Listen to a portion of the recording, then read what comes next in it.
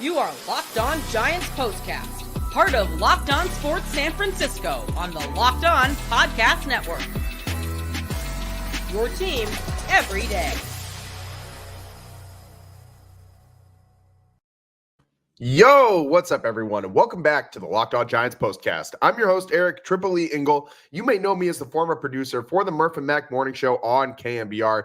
Tonight, the Giants get it done again in Baltimore as they win their second game in a row to start the road trip and secure a series win in Baltimore. What a great turnaround for the Giants, who are dead in the water as this season hurdles towards the end of the 2024 year. And it was Mike Yastrzemski back at it again with the leadoff home runs. Damn, Mikey, to get the Giants on the board first. And Hayden Birdsong was pretty good today as he held the Orioles to just 2 runs over 5 2/3 innings in the win. We'll break it all down, but first, I want to thank all of you for watching us on the Locked On Sports San Francisco YouTube channel. Please, please, please hit that subscribe button if you aren't already subscribed. Thanks for listening also on the Locked On Giants podcast feed and making us your first listen following these Giants games. And make sure to check out the Locked On Giants Daily Show for more in-depth coverage. Ben Kaspick does a great job.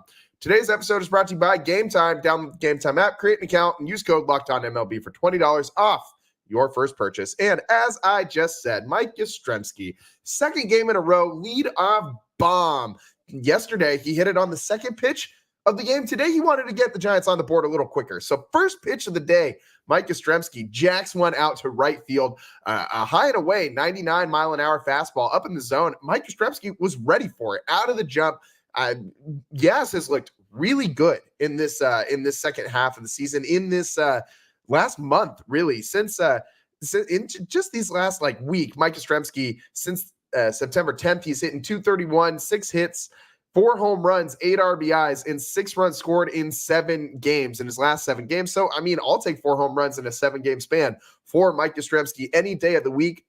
And this late season surge is really putting him into the conversation of coming back next year for this Giants outfield. We've talked about it before, but with each passing game, he continues to show the Giants a little bit more. And I really wish that we could have seen this from him all season long. That would have been great.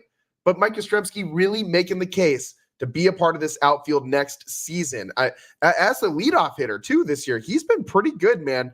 A season long, as with Mike Yastrzemski in the leadoff spot, batting over .240 with 14 hits, 6 home runs, 10 RBIs, 12 runs scored. It's 20 different games he's batted leadoff for the Giants this season. And as of late, he's been doing really, really, really well out of this spot. I mean, Mike Yastrzemski coming up with a hit out of this leadoff role in 3 out of his last 4 leadoff games, or games where he batted leadoff. So Mike Yastrzemski settling into this role late in the season. And the Giants kind of struggled to find this leadoff batter all season long. I mean, they had Soler in that role for a little while. They had Jung-Hoo Lee in that role prior to the injury. I mean, Lamont Wade Jr. I feel like they've rotated who this leadoff guy was a lot through the season, which I don't hate, but it would be really nice to have a solid every single day, top of the order guy to set the table. And I know not a ton of teams still have this in Major League Baseball, but I think you look at a guy like Luis Arraez down in San Diego, who is a great table setter for the Padres. The Giants, I mean, how often does this team hit solo home runs? They are so bad at setting the table for their big bats in the middle of the order. A lot of these guys end up, just swatting one out and no one's on base. And Mike Yastrzemski, again, the solo home run today.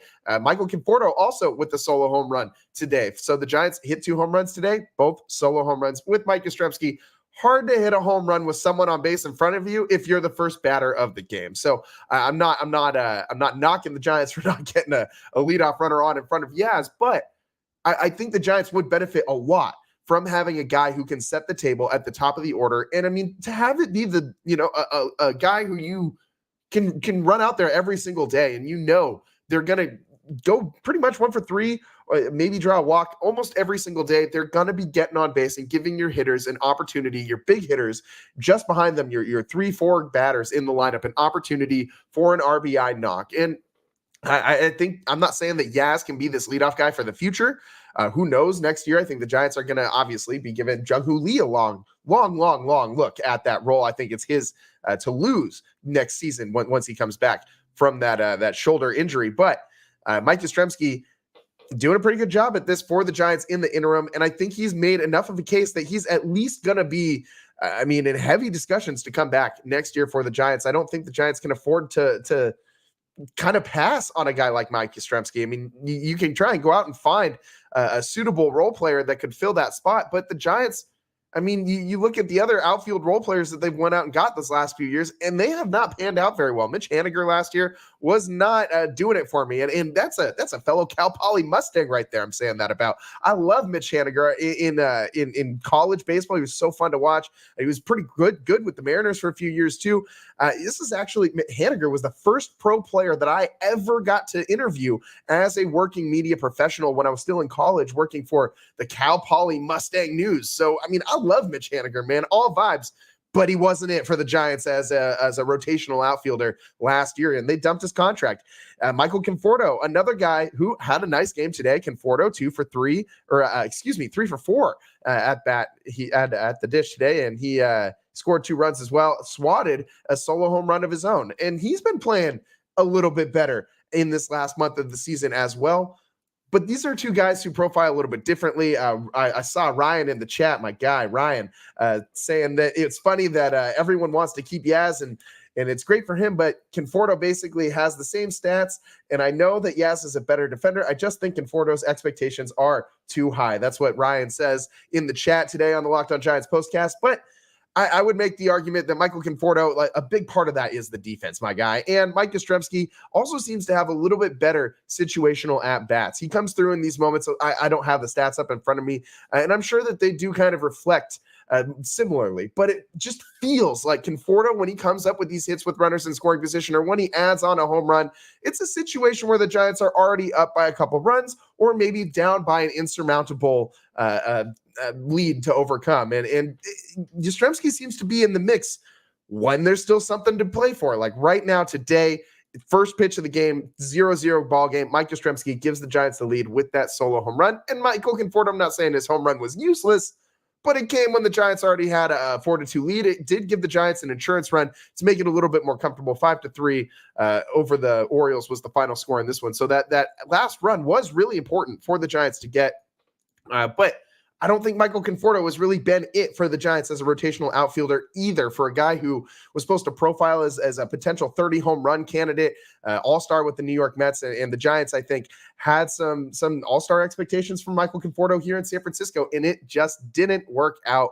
Conforto batting .232 on the season with a .739 OPS. Mike Yastrzemski just slightly better, .236 batting average on the season, OPS .758. So Ryan's really spot on with the analysis of these two and their stats as hitters. They are very, very, very similar if you're just looking at the box score. But I would argue that Mike Yastrzemski impacts winning a lot more than Michael Conforto does. Point being, Yastrzemski could definitely be in the mix for the Giants outfield next year. I mean, you got Ramos and Elliott and Jung-Hoo Lee as I would think locks to play on opening day in the outfield. That's your starting left fielder and your starting center fielder. And I think McRae is the only other question mark today. McRae, if you're saying Mike Yastrzemski or Grant McRae, who's going to start? It's looking more like it's probably going to be Mike Yastrzemski going into next season. If you're just basing it on how this season ended, a lot of time between now and then left, though. I mean, we still got a whole spring training and a whole off season. Who knows if Yastrzemski will even be back in a Giants uniform, but it seems like it's kind of probably between those two. And I think that McRae could do a decent job filling in for Mike Yastrzemski in right field, because if he does depart, if he doesn't return for the Giants, you're going to need that defense out there. And Grant McRae can be a Gold Glove defensive outfielder. I mean, hands down, this guy can fly around. I mean, in the outfield, closing all those gaps between him and Jung-Hoo Lee. Not a lot of fly balls are falling in Triple's alley. This guy's also got a howitzer for an arm. He's got an absolutely massive cannon. I really like the way this guy plays defense. Slide in, diving catches all over the field in the last month or two that we've seen him up with the big league squad. He's been really nice. But another strikeout for Grant McRae today, 0 for 4 at the dish. The strikeouts are a problem for him. And I mean, 0 for 4 is not a good day, especially when damn near every other Giant got a hit. The only other Giant to go 0 for today was Donovan Walton. So the two young guys going over for the Giants. And they did strike out 10 times. Again, as a group, this team is unable to strike out less than a double-digit number of times and unable to draw any walks. They only drew one walk as well in this one. So that was wild to me. And it was Casey Schmidt who drew the walk, which was extra wild because that guy, I think he just goes up there with a plan to swing at every single pitch that comes out of the pitcher's hand. It's like me and MLB The Show. I'm just mashing that square button every single time up there. It looks like what Casey Schmidt does when he's going up to bat too. So the Giants cruise to the win today. I say cruise because this last bit of the game really did feel like the Giants had this one in hand. Hayden Birdsong was decent today. I'm not going to say he was great, but he was definitely good on the mound. He was missing his spots, though. I don't know if you guys noticed this when, the Casale's putting down the spot. Birdsong wasn't really hitting that glove, but he was still getting them over for strikes. And when he missed, the misses were close misses. He wasn't missing a foot or two outside the zone. It was a lot more effective. That's been the big thing with Hayden Birdsong is the walks. And when he's missing bad. Today, the misses weren't really bad. They were pretty close enough that he was able to, generate some strikeouts and not a lot of walks. He only struck out 3 guys, but that's not nothing. And he only walked 2. So more strikeouts than walks for Hayden Birdsong is a good thing. We have not had that in a lot of his starts recently. So that's a very solid sign. Birdsong picks up his 4th win of the season, moves to 4-5 on the year with his 5 2/3 innings of work. Gave up 4 hits, 3 runs, and 2 walks. He gave up 2. I said he gave up 2 runs earlier. That was my mistake. He was charged with the 3rd run after he exited, and Eric Miller came in, immediately gave up a double to let that inherited runner score. The Giants bullpen has not been very good. If you want to pick one thing that this bullpen hasn't been super good at, it's limiting these inherited runners and stopping them from scoring. And that's one thing that they haven't been. They're not terrible at it. They're not like the worst in the league. They're pretty middle of the pack. But it's something that this bullpen has been, so good for the Giants, especially in the second half of the season when we stopped having to have bullpen games every 4 out of 5 starts. This bullpen started actually being a weapon for this Giants pitching staff once, they were able to actually do their job as a bullpen and not try and pretend to be starting pitchers.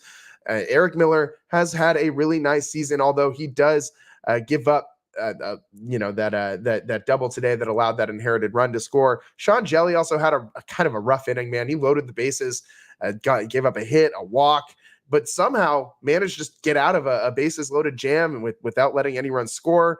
Tyler Rogers then comes in. He earned his 30th hold of the season. This guy has been very undervalued for this Giants franchise, I think, for a few years now. And the Frisbee thrower, man, the submarine specialist to Tyler Rogers has been lights out for the Giants this year. One of the most used pitchers in all of baseball and still steady with a sub-3 ERA. This guy comes in and does his job every single time. Today, no walks, no hits, 1 strikeout in his 1 inning pitched. And as I said, picks up his 30th hold of the season. Ryan Walker picked up his 8th save. The Giants used 5 pitchers in total to get through this one. And just as everybody thought, the Giants, who were just shut out 3 games in a row, first time since 92, owners of a 4-game losing streak, hit the road and go to play the Baltimore Orioles, who were 84-66 coming into this series. The Giants reel off 2 consecutive wins on the road, where they have been so bad this year all season long. Just as everyone drew it up, right? No, this is wild to me that this Giants team, I don't know where the motivation came from. This team seemed like they had absolutely none. They weren't even able to win in front of a stadium that was way more full than it should be for a team that is this bad in this point in the season in the last homestand. And they just go out there and just lay multiple eggs, for lack of a better term that, I want to keep my job, so I'm going to not say that other term. But the Giants, man, the turnaround is remarkable for me. The way that they were able to pull this back and play with some passion and some pride against a playoff team. Like, the Orioles are a really good team, man. And the way that they have come out and taken it to Baltimore in these last 2 games. 10 runs yesterday, a 10-0 win, 5 more today. You score 15 runs in 2 games. against a pitching. I know the Orioles have not, the pitching staff isn't the strength of this team. It's this offensive lineup. But you've held the Orioles on the other side to 3 runs over 2 games. That's, solid work by this Giants pitching staff. And I mean, this could have been a much different end to the season if this team just limped all the way to the finish line and I say limp. It's more like, dead corpse rolling down a hill to the finish line is what it kind of seemed like for the rest of this month of September. Maybe these last 2 games give the Giants a little bit of life going into the end of the season, and they can just have some positive vibes, man, because that's all we're really looking for right now. Some good vibes and some particles flying around Oracle Park for that last fan appreciation homestand, that 3-game series against the Cardinals. Maybe they can improve that road record just a little bit and give themselves something to build on for next year. Start working on things for next year right now. That's what this Giants team should be doing. And maybe you can, just for, pride's sake, maybe you can try and climb back to 500 because, man, this has been the never-ending climb to 500 all season long. And, now they're 74 and 78. They were just 6 games back before this series started. Now they're 4 games back. It would still be, I think, pretty tough for this Giants team to finish this season 500. They would have to finish this last 2 weeks well over 500. They'd have to win a lot of games in their remaining few. They're how many are left right now? We got it's too much math for me. Sorry, I can't do that. But we have about 10-ish games left in the season, and I think the Giants are going to be, right around 500. It remains to be seen whether or not this team will be able to overtake last year's team's record. And I think that's, if you're looking for something to play for the Giants, you got to pick up Bob Melvin. You got to continue to push to try and make this team a little bit better than it was under the Gabe Kapler regime, and give yourself the sense of that you're moving forward, progressing, getting better, getting closer to that playoff berth. That's what you want to feel at this point in the season. Let's take a quick break. On the other side, I want to talk a little bit about Hayden Birdsong's day. We didn't really get into him too much, and I want to talk a little bit more about this fourth inning rally. We didn't really get into that 4th inning rally at all. That 4th inning rally, that crooked number where the Giants put up 3 runs and kept the line moving, something that they have struggled with all season long. This was great to see. You're talking about things that you want to build on for next season. This is it right here. The biggest issue the Giants have had all season long is putting rallies together. Let's break that down as well. We'll get to that on the other side. We'll talk about Birdsong's day just a little bit later on in the show. Stick with us on the Locked On Giants postcast. I'm your host, Eric Triple E Engel. We'll be right back.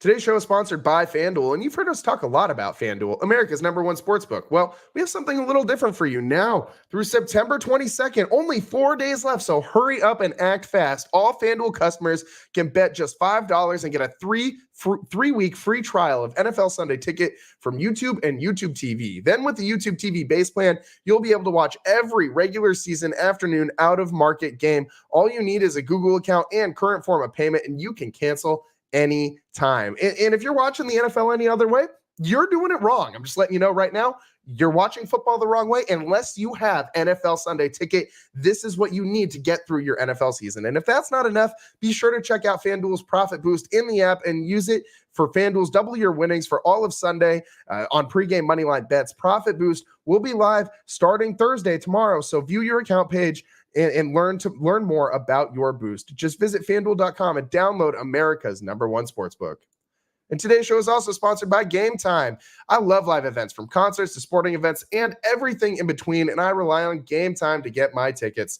Game Time has a new feature called Game Time Picks that makes getting tickets for your favorite live events even easier. Game Time Picks filters out the fluff to show you only incredible deals on great seats, so you don't have to waste time searching through thousands of tickets. I also love the all-in pricing feature. Toggling this feature on shows the total upfront with no surprise fees at checkout. Make sure you toggle this feature on because you don't want any of those surprise fees, man. I hate those surprise fees. Get them out of here, just like the damn Dodgers. Go away.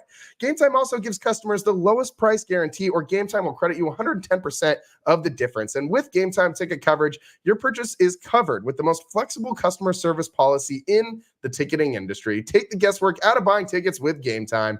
Download the Game Time app, create an account, and use code LOCKEDONMLB for $20 off your first purchase. Receipt of copy does not constitute an order. Terms apply. Again, create an account, and redeem code LOCKEDONMLB for $20 off. Download Game Time today. What time is it? Game time. Welcome back to the Locked On Giants postcast. I'm your host, Eric Triple E Engel, and today the Giants win 5-3 over the Baltimore Orioles out at Camden Yards. Man, 2 wins in a row over a team like the Orioles on the road. I mean, the Giants have really struggled against AL East opponents this year too. I mean, remember that, that super not fun Yankees series where they didn't win a game? Remember that road trip to Boston where Kyle Harrison barely squeaked you out one single win? I mean, the Giants have the Blue Jays series, you lost to them too. The Giants have really been beat up by the AL East this year. And the Giants finally get a series win against one of these squads. And that's really impressive to me because the big part of this, that big rally in the 4th inning that we were just talking about, that the Giants have been, they've been plagued by quick innings all year long if they're going to get a run, feels like they come one at a time, solo home runs, kind of like station to station baseball-ish, but like only can raise the score by one increment at a time, one run, one number, no multi-run innings. That's just not Giants baseball this year. But in the 4th inning, it really was. And there were a few plays in this inning that were really key to me. I mean, you start off the 4th with Elliot Ramos single on a line drive to center. Then you have a Michael Conforto single on a ground ball to right field. And then Tyler Fitzgerald comes up and bunts the ball back to the pitcher and beats it out down the line. You're playing small ball. And this is a big deal because how often do the Giants do something like this where they get the first runner on or leadoff runner on or first couple runners on of an inning?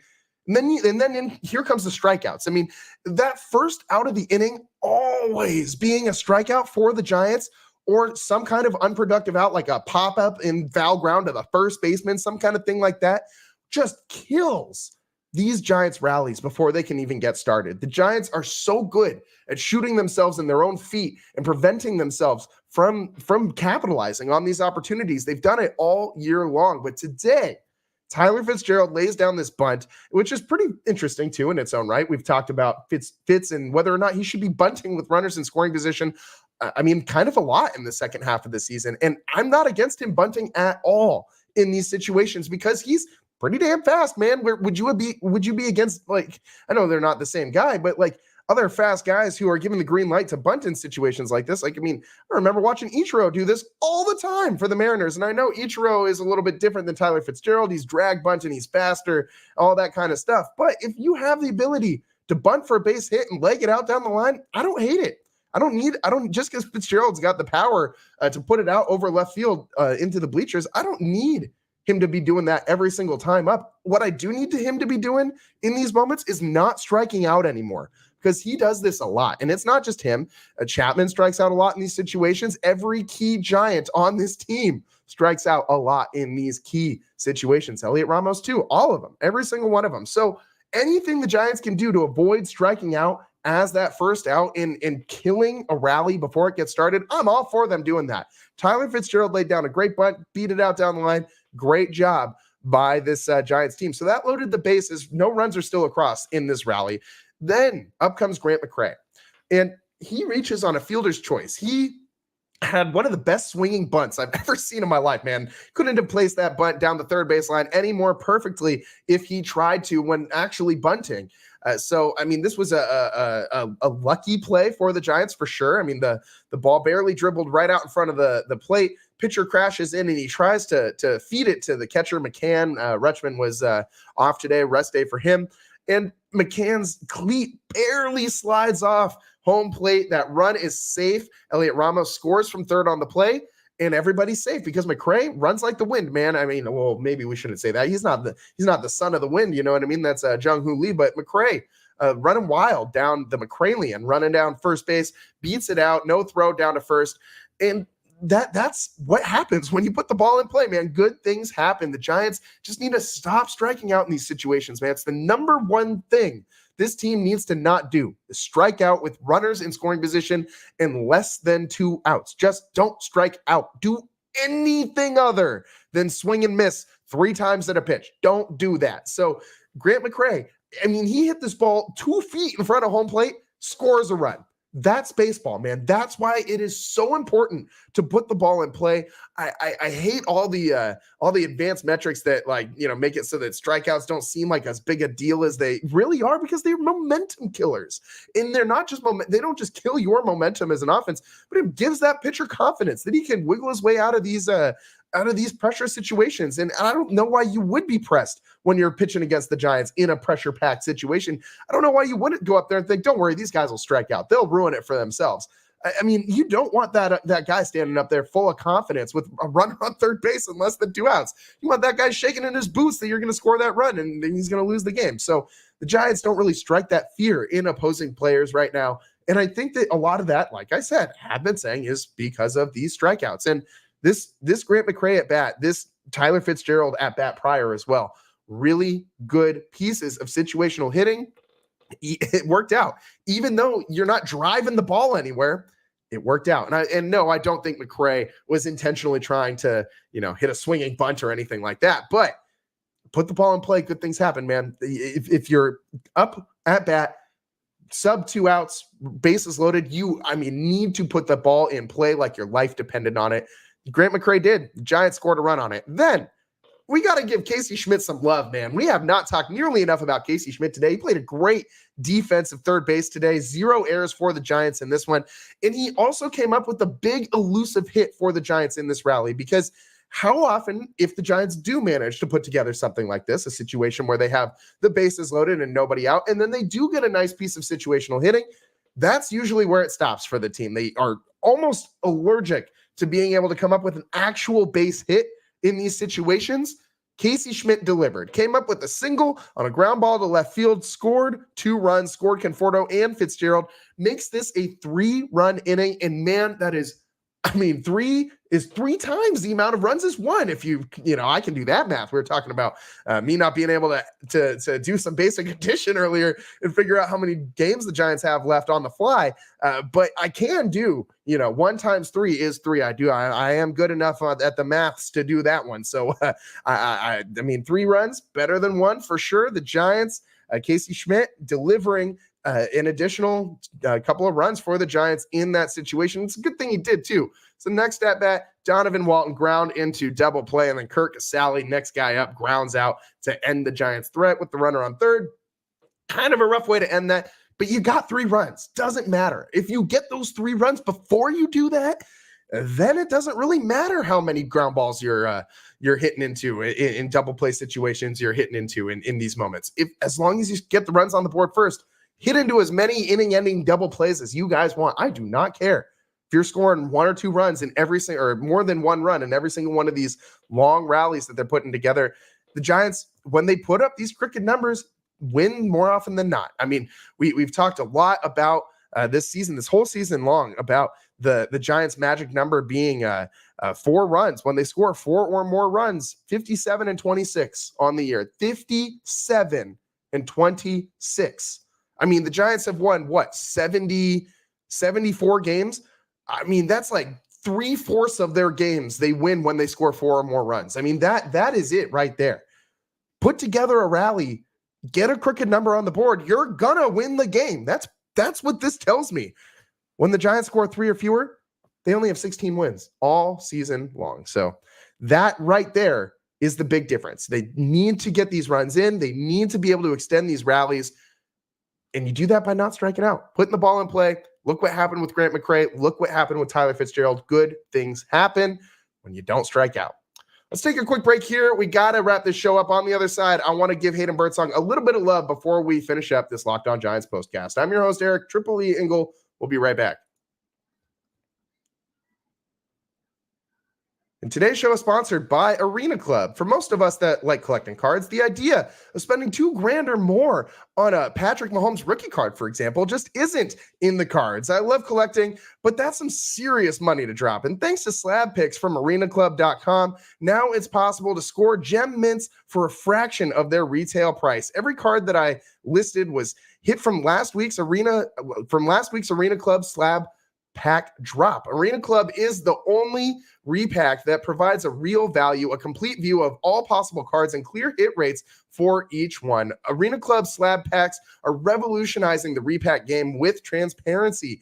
After your pulls are revealed, they'll immediately be placed in your showroom for safekeeping, selling, trading, or auction.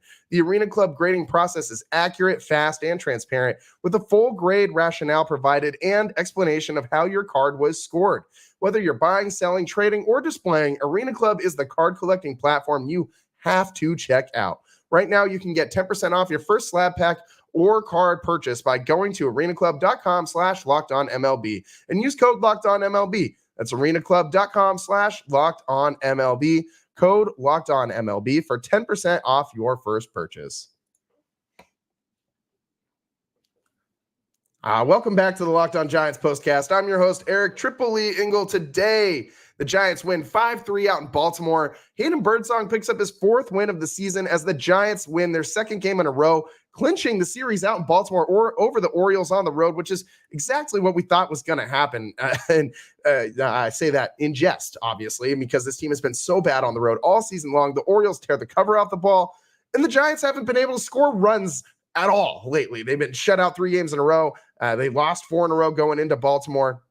And Birdsong, he was effectively wild, man. Like, he was not missing super bad. It was a lot of bend but don't break type pitching out there. You know what I mean? Like, there was a lot of runners on base today, a lot of traffic. Orioles had 7 hits, collected some walks as well, collected 3 walks. I think there was a hit by pitch in this as well. So you had several no hit by pitch. It was off the knob. That's right. So you had several guys on the base pass pretty much all game long. And Birdsong navigated that pretty well. So did the bullpen, man. Bullpen danced around a lot of runners on base pass really well today.